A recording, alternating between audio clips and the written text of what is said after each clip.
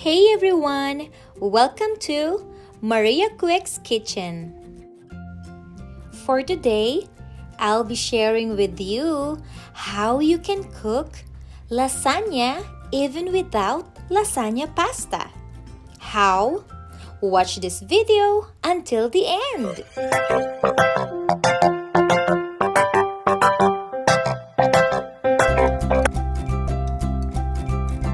Prepare at least 2 to 3 pieces of sweet potato and then slice thinly like this.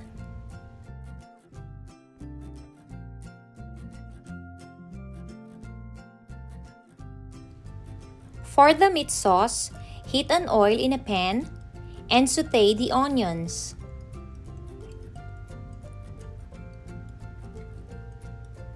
When it's translucent, you can now put your ground beef and chop the chunk parts. Now you can add your garlic and saute for about 30 seconds. After that, you can add your tomatoes. Let it cook until it becomes soft. If it turned like this, now you can pour in your meat sauce.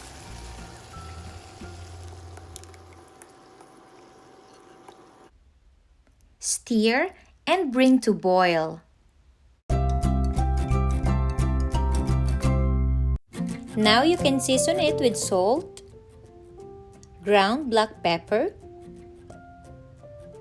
and your Italian seasoning. Stir again until it well combined. If you want your sauce to make it creamier, you can add cheddar cheese, but this is just optional. If you don't like, then you can skip this part. Have a taste. And you can add more seasonings if you think you have to. So for this, I added 1 teaspoon of ground black pepper and also 1 tablespoon of brown sugar. Let it boil for a minute so the ingredients will combine thoroughly. Now you can set aside and we will proceed to our white sauce. In a medium clean bowl, put softened cream cheese together with whipped cream. If you can't fold in using spatula, then it means your cream cheese is not soft enough. So you can use hand mixer or stand mixer if you have. So for this cream layer, I used 2 cans of whipped cream. So each can is 6.5 ounce. Keep folding until it combined together.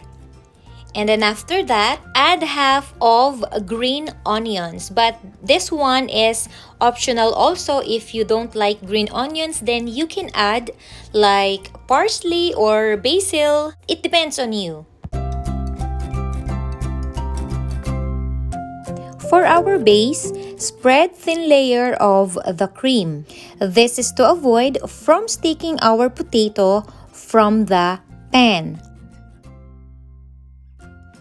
And now you can arrange sweet potatoes in the pan, followed by the meat sauce.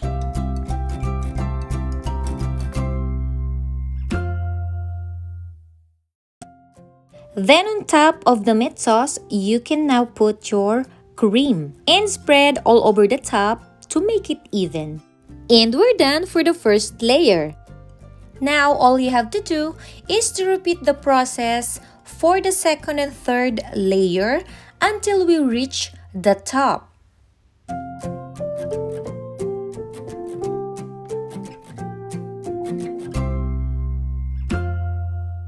For our toppings, we will sprinkle some green onions. If you like parsley or basil, that will do also, if that's what you like. And for the cheese, any cheese that is available in your kitchen will do also. So in here, I used cheddar cheese and also mozzarella cheese. And on top of it, I used also parmesan cheese because I love cheese. And charan! We're done! Cover the baking dish with foil and bake in the oven for at least 50 minutes. Remove the foil for the final 5 minutes of baking so that the cheese slightly browns. Cool for 5 minutes before serving and get ready for a taste test.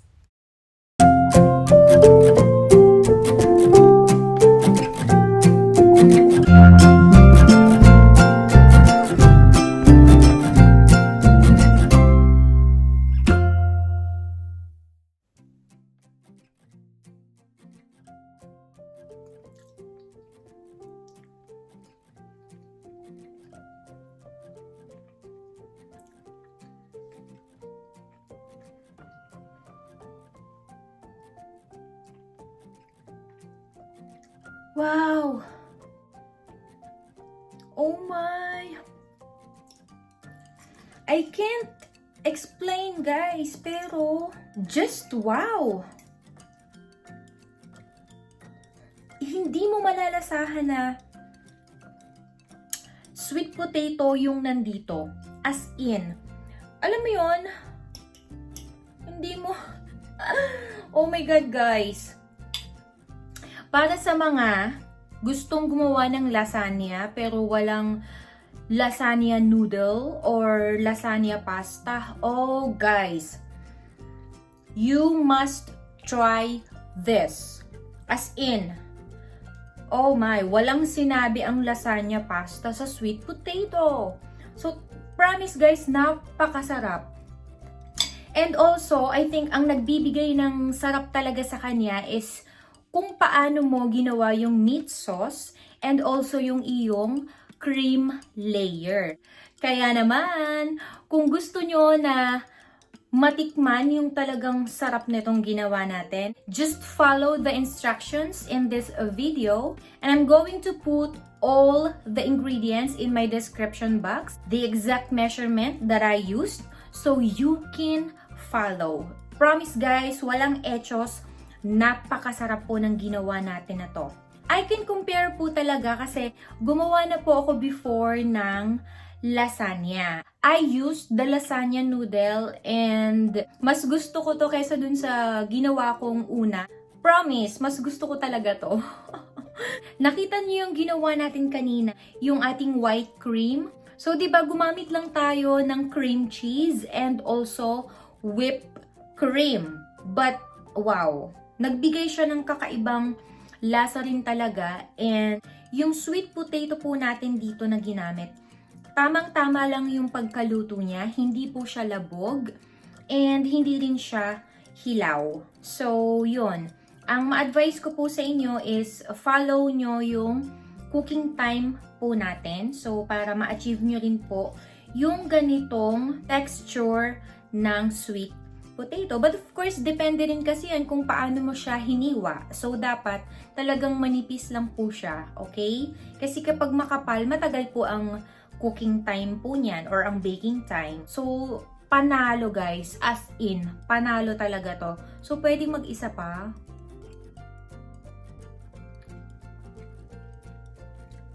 I really have to thank Coach Richmond. Hello! Sa kanya po nang galing tong recipe na to, ginaya ko lang talaga.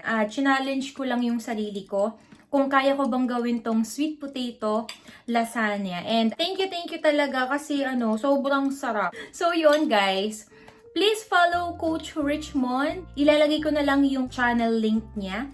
If you want to motivate yourself, then si Coach Richmond ang para sa'yo. Okay? So, yun nga. Kasi nga, Coach Richmond, so nagko-coach po siya offline and online. And he's doing motivational videos po sa kaniyang channel. And also, may second channel din po siya, Richmond Language Academy. So, of course, it's all about English. If you want to learn how to speak properly, ilalagay ko na lang din po sa aking description so you can follow Coach Richmond. So kung nagustuhan nyo ang video na to, ayan, you can share din sa inyong family and friends para naman matikman din nila itong ating sweet potato lasagna. Alright?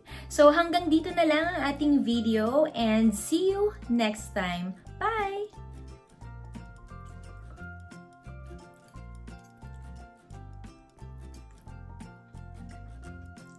Nagpapasarap din kasi dito yung cheese na nilagay natin sa ibabaw. Nakita niyo yung ginawa natin kanina na cream